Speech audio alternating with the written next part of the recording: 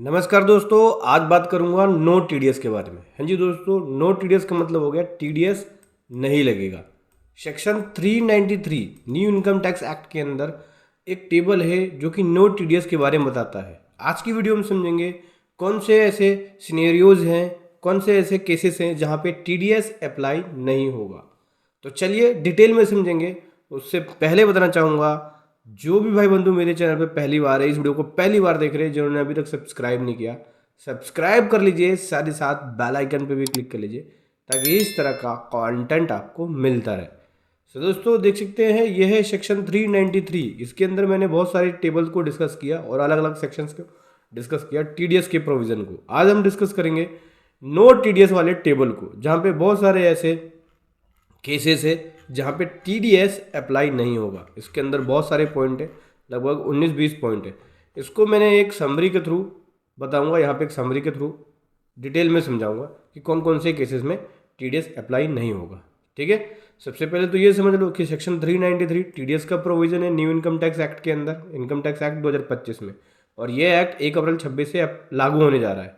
ठीक है, जहाँ पे अलग अलग केसेस में टीडीएस अप्लाई होता है। इसी के साथ एक टेबल और है जहाँ पे नो टीडीएस का सेक्शन है, कौन कौन सी सिचुएशन है जहाँ पे टीडीएस अप्लाई नहीं होगा, मतलब टीडीएस नहीं लगाया जाएगा। तो समझते हैं। सबसे पहला नंबर है कमीशन और ब्रोकरेज, नो टीडीएस केस है। देखना, ये कह रहे हैं कि सेक्शन 393 सबसेक्शन 1 के अंदर कमीशन एंड ब्रोकरेज के बारे में बताया गया है। ठीक है, अगर कमीशन या ब्रोकरेज पे किया गया तो टीडीएस नहीं लगेगा। कब? कमीशन अगर पेड किया जाता है बीएसएनएल के द्वारा या एमटीएनएल के द्वारा, पब्लिक कॉल ऑफिस के लिए यानी पीसीओ के लिए, इस तरह की कोई फ्रेंचाइजी देते हैं, तो उस केस में अगर कमीशन पेड किया जाता है बीएसएनएल या एमटीएनएल के द्वारा उनकी फ्रेंचाइजी खोलने के लिए, जो कि पीसीओ की फ्रेंचाइजी होगी, तो उस केस में टीडीएस अप्लाई नहीं होगा। एग्जाम्पल के थ्रू समझो, बीसीए 25,000 रुपये कमीशन पे कर रहा है एक पीसीओ ऑपरेटर को।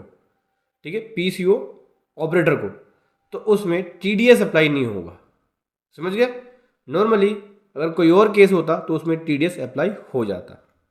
दूसरा केस है रेंट अगर पेड किया जाएगा बिजनेस ट्रस्ट को। तो दोस्तों अगर रेंट पे किया जा रहा है बिजनेस ट्रस्ट को, ठीक है, जहां पे रियल एस्टेट एसेट खुद की है ट्रस्ट की, तो उस केस में टीडीएस नहीं लगेगा। एग्जाम्पल के लिए समझो कि 5 लाख रुपए मंथली रेंट पे किया जा रहा है बिजनेस ट्रस्ट को, जहां पे रियल एस्टेट एसेट खुद की है, तो उस केस में टीडीएस अप्लाई नहीं होगा। दोस्तों तीसरा है कंपनसेशन ऑन लैंड एक्विजिशन।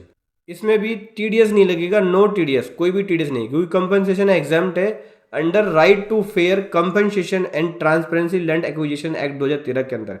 इसलिए अगर लैंड एक्विजिशन होती है, जैसे कि एग्जाम्पल के थ्रू समझो, अगर गवर्नमेंट आपकी एग्रीकल्चर लैंड एक्वायर कर रही है और 10 लाख रुपए पे कर रही है, तो उस केस में कंपनसेशन एग्जाम्प्ट होगा, नो टीडीएस, कोई भी टीडीएस नहीं लगाया जाएगा। इनकम फ्रॉम यूनिट्स, अगर आपकी इनकम यूनिट से होती है, कैपिटल गेन बनता, तो उस केस में भी टीडीएस नहीं लगेगा। Income from unit is capital gain in nature.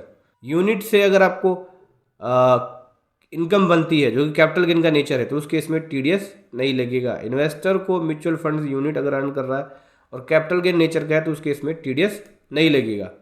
Interest on securities, interest securities के ऊपर होता है तो टीडीएस नहीं लगेगा, नो टीडीएस केस होगा। समझना, नेशनल डेवलपमेंट बॉन्ड्स के ऊपर अगर आपने इंटरेस्ट अर्न किया तो नहीं लगेगा। सर्टेन गवर्नमेंट सिक्योरिटी उस पर नहीं लगेगा। LIC, GIC, insurance companies holding securities, उस केस में भी नहीं लगेगा। बिजनेस ट्रस्ट से आप रिसीव कर रहे हो, उस केस में भी नहीं लगेगा। फॉर एग्जाम्पल के लिए एलआईसी से 2 करोड़ रुपए इंटरेस्ट रिसीव कर रहे हो गवर्नमेंट सिक्योरिटीज़ का, गवर्नमेंट सिक्योरिटीज़ के ऊपर, तो उस केस में कोई भी टीडीएस नहीं लगेगा। Interest other than security, other than securities के ऊपर इंटरेस्ट अर्न कर रहे हो, तो उस केस में भी टीडीएस नहीं लगेगा। कौन कौन सा है समझना, बैंक को अगर इंटरेस्ट पे किया जा रहा है, जैसे कि आप लोन लेते हो बैंक से, उसके ऊपर इंटरेस्ट पे करते हो, तो उस पर टीडीएस नहीं लगेगा। फाइनेंशियल कॉर्पोरेशन है, उस पर अगर इंटरेस्ट पे किया जा रहा है तो टीडीएस नहीं लगेगा। एलआईसी या इंश्योरेंस कंपनीज को पे किया जा रहा है तो नहीं लगेगा। यूनिट ट्रस्ट ऑफ इंडिया को इंटरेस्ट पे किया जा रहा है तो नहीं लगेगा। कोऑपरेटिव सोसाइटी को इंटरेस्ट पे किया जा रहा है तो नहीं लगेगा। यहाँ पे आप अगर इंटरेस्ट पे करो तो नहीं लगेगा। ऐसे ही अगर पार्टनरशिप फर्म पार्टनर रिसीव कर रहा है इंटरेस्ट फर्म से, तो टीडीएस नहीं लगेगा।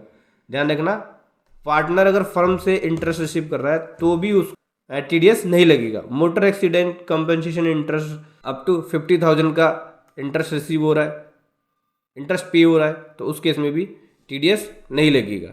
ठीक है, एग्जाम्पल के थ्रू समझो, अगर पार्टनरशिप फॉर्म के अंदर पार्टनरशिप फॉर्म पे कर रही है 80,000 रुपये अपने पार्टनर को इंटरेस्ट के रूप में, तो टीडीएस नहीं लगेगा, नो टीडीएस का केस अप्लाई होगा।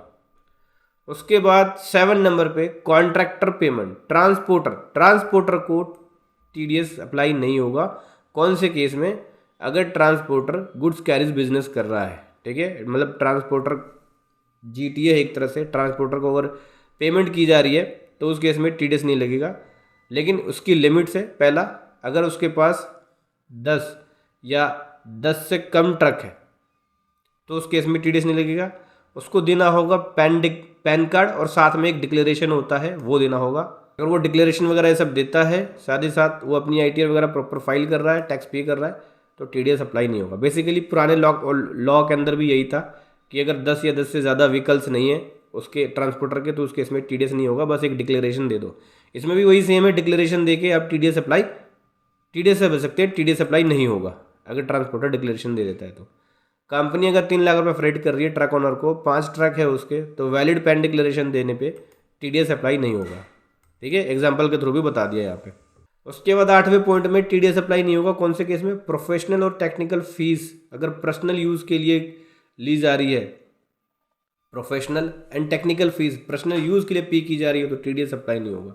अगर पेमेंट किया जाता है इंडिविजुअल या एचयूएफ के द्वारा पर्सनल पर्पस के लिए, अगर प्रोफेशनल सर्विस या टेक्निकल सर्विस ली जा रही है, तो टीडीएस अप्लाई नहीं होगा। जैसे कि मिस्टर शर्मा पे कर रहा है 50,000 रुपये एक लॉयर को पर्सनल एडवाइस के लिए, तो उस केस में टीडीएस अप्लाई नहीं होगा। डिविडेंड के केस में नो टीडीएस होगा। एलआईसी, जीआईसी इंश्योरेंस कंपनी अगर डिविडेंड पे कर रही है तो टीडीएस अप्लाई नहीं होगा। बिजनेस ट्रस्ट कर रही है तो नहीं होगा। नोटिफाइड पर्सन, बाकी जो नोटिफाइड पर्सन होगा वो, plus individual share holder paid other than cash तो नहीं होगा। 10,000 या उससे ज़्यादा का डिविडेंड पे नहीं किया जाता तो उस केस में भी टीडीएस अप्लाई नहीं होगा। इंडिविजुअल शेयर्स के लिए, ये शेयर होल्डर के लिए। एग्जाम्पल थ्रू समझो कि एक कंपनी इशू कर रही है बोनस शेयर जिसकी 8,000 रुपये डिविडेंड है, डिविडेंड वर्थ है एक इंडिविजुअल को, तो उस केस में टीडीएस नहीं लगेगा क्योंकि 10,000 से ऊपर का डिविडेंड नहीं है, तो इस पर टीडीएस अप्लाई नहीं होगा क्योंकि इंडिविजुअल शेयर होल्डर को कंपनी पे कर रही है। अगर इंडिविजुअल शेयर होल्डर को other than cash dividend pay किया जाता है और 10,000 या 10,000 से ऊपर का नहीं होता, तो उस केस में टीडीएस अप्लाई नहीं होगा। इसलिए इसके केस में टीडीएस अप्लाई नहीं होगा। ठीक है, ई कॉमर्स पेमेंट पे भी टीडीएस अप्लाई नहीं होगा। कौन से केसेस में? अगर पार्टिसिपेंट इंडिविजुअल है, एचयूएफ है और जिसकी एनुअल सेल 5 लाख या उससे ज़्यादा नहीं है, तो उस केस में टीडीएस अप्लाई नहीं होगा। उनको पैन और आधार फर्निश करना होगा। जैसे अमेजन सेलर 3 लाख रुपए का एनुअल सेल है, अमेजन पे सेल कर रहा है जिसका 3 लाख रुपए एनुअल सेल है, तो उस पर टीडीएस अप्लाई नहीं होगा।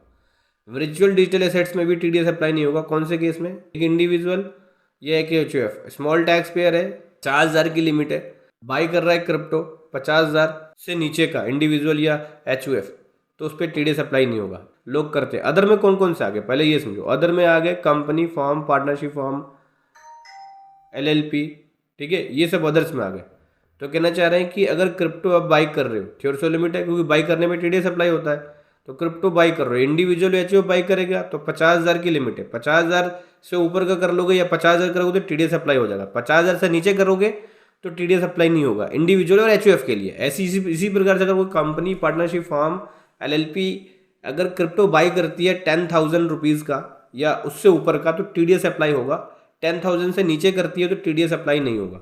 जैसे कि इंडिविजुअल एग्जाम्पल के थ्रू समझो कि कोई इंडिविजुअल बाई कर रहा है क्रिप्टो 40,000 रुपये का, तो उस पर टीडीएस अप्लाई नहीं होगा। इसी प्रकार से कई पेमेंट फुल्ली एग्जाम्प्ट होगी टीडीएस के लिए। जैसे कि अगर पेमेंट की जा रही है गवर्नमेंट के द्वारा, आरबीआई के द्वारा, एग्जाम कॉर्पोरेशन के द्वारा, स्पेसिफाई म्यूचुअल फंड के द्वारा, न्यू पेंशन सिस्टम ट्रस्ट के द्वारा, तो वो भी टीडीएस से एग्जाम्प्ट होगा। उसके बाद डिक्लेरेशन देना होगा नो टीडीएस के लिए, नील टीडीएस के लिए। एक रेजिडेंट इंडिविजुअल सबमिट कर सकता है डिक्लेरेशन, जहाँ पे अपनी टोटल एस्टिमेटेड इनकम शो कर सकता है, दिखा सकता है और बता सकता है कि मेरी टोटल इनकम इतनी नहीं है कि टीडीएस अप्लाई हो। कौन कौन से केसेस में? इंटरेस्ट इनकम के केस में, डिविडेंड इनकम के केस में, इंश्योरेंस कमीशन के केस में, रेंट के केस में, लाइफ इंश्योरेंस पेमेंट के केस में, ईपीएफ विड्रॉ के केस में। इसमें उसको एक प्रॉपर डिक्लेरेशन देना होगा और अपनी एस्टिमेटेड इनकम को बताना होगा कि इतनी है और इसकी वजह से मेरे पे टीडीएस अप्लाई नहीं होगा, तो ये रेजिडेंट इंडिविजुअल डिक्लेरेशन सबमिट कर सकता है। सीनियर सिटीजन एग्जांपल के लिए मान के चलो, सीनियर सिटीजन जिसकी टोटल इनकम 2 लाख रुपए, वो सबमिट कर सकती है बैंक को डिक्लेरेशन कि टीडीएस ना लगाया जाए एफडी के ऊपर। ठीक है, तो समझ गए दोस्तों, ये केसेस है जहाँ पे टीडीएस अप्लाई नहीं होगा, no TDS case, section 393 of new income tax act के अंदर। वीडियो कैसी लगी जरूर बताएं। Thank you so much. जय हिंद, वंदे मातरम।